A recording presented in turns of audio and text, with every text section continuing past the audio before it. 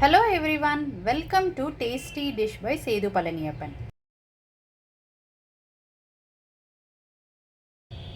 கிருஷ்ண ஜெயந்தி ஸ்பெஷலாக அவல் பாசிப்பருப்பு பாயாசம் எப்படி செய்கிறதுன்றதை பார்க்க போகிறோங்க. இந்த ரெசிபி செய்கிறதுக்கு அவல் ஒரு கப் எடுத்து வச்சுருக்கிறேன்.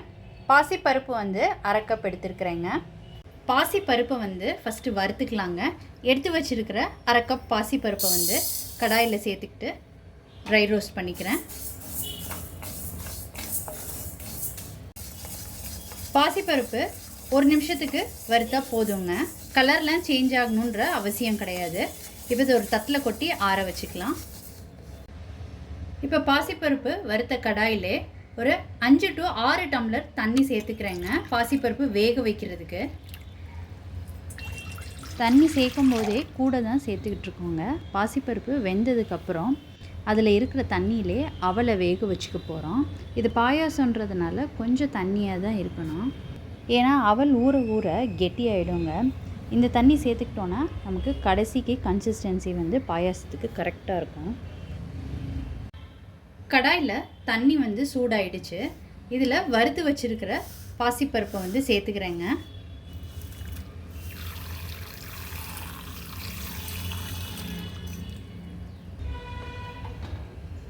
பாசிப்பருப்பை வறுத்துட்டதுனால கொஞ்சம் டைம் எடுக்குங்க பாசிப்பருப்பு வேகிறதுக்கு. குக்கரில் வேக வச்சோன்னா குழஞ்ச மாதிரி ஆகிடும். பாசிப்பருப்பு நமக்கு ஒத்தையாக இருக்கணும். பாசிப்பருப்பு மலர்ந்த மாதிரி வெந்திருக்கணுங்க. எடுத்து வச்சுருக்கிற அவலை ஒரு பவுலில் சேர்த்துக்கிறேங்க. இதை 2 தடவை கழுவிட்டு எடுத்து வச்சுக்கலாங்க. 2 தடவை கழுவிட்டு எடுத்து வச்சுருக்கிறேங்க. தண்ணி ஊற்றி ஊற வைக்கணும்னு கிடையாது, 2 தடவை கழுவினாவே போதும். இது ஒரு பக்கம் இருக்கட்டும். இந்த ரெசிபிக்கு வெல்லம் 1 கப் எடுத்துருக்குறேங்க. அவல் 1 கப் எடுத்துருந்ததுனால வெல்லமும் 1 கப் எடுத்துருக்கிறேன். இந்த வெல்லத்தை கரைச்சி எடுத்துக்கலாம்.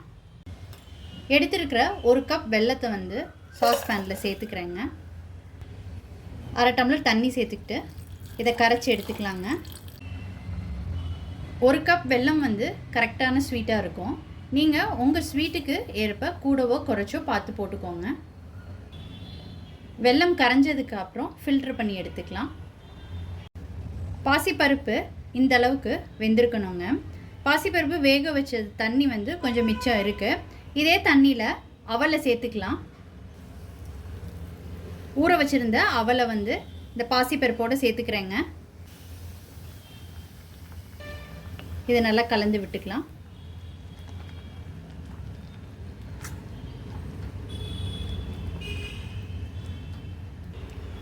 கழுவி வச்சுருந்ததுனால அவல் ஏற்கனவே கொஞ்சம் சாஃப்டாக இருக்குங்க. இன்னும் கொஞ்சம் ஒன்று சேர்ந்து வரட்டும் பாசிப்பருப்பும் அவலும். அவல் நல்லா வெந்துருச்சுங்க. இப்போ இதில் வெல்லம் கரைச்சி வச்சுருக்கதை சேர்த்துக்கலாம்.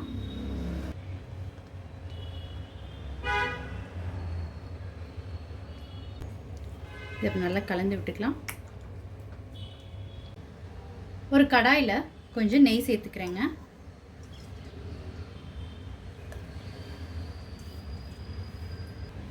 இந்த நெய்யில் முந்திரி பருப்பு, கிஸ்மிஸ், ட்ரை கோகனட் வறுத்து எடுத்துக்கலாங்க. கிஸ்மிஸ் சேர்த்துக்கிறேன். ட்ரை கோகனட் கொஞ்சம் சேர்த்துக்கிறேன். நீங்கள் ஃப்ரெஷ் கோகனட் கட் பண்ணி போடுறதுனாலும் போட்டுக்கலாங்க.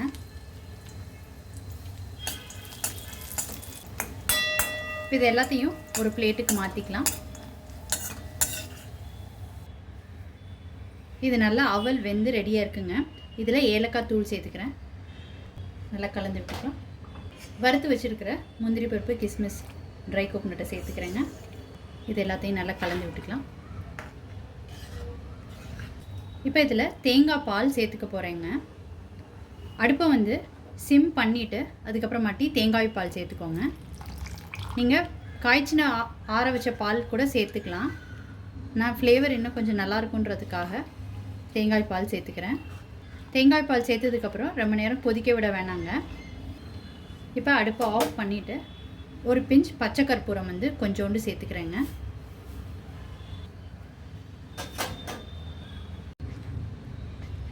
அவல் பாசிப்பருப்பு பாயாசம் வந்து ரொம்ப சூப்பராக ரெடி ஆயிடுச்சுங்க. இப்போ இறக்கிடலாம்.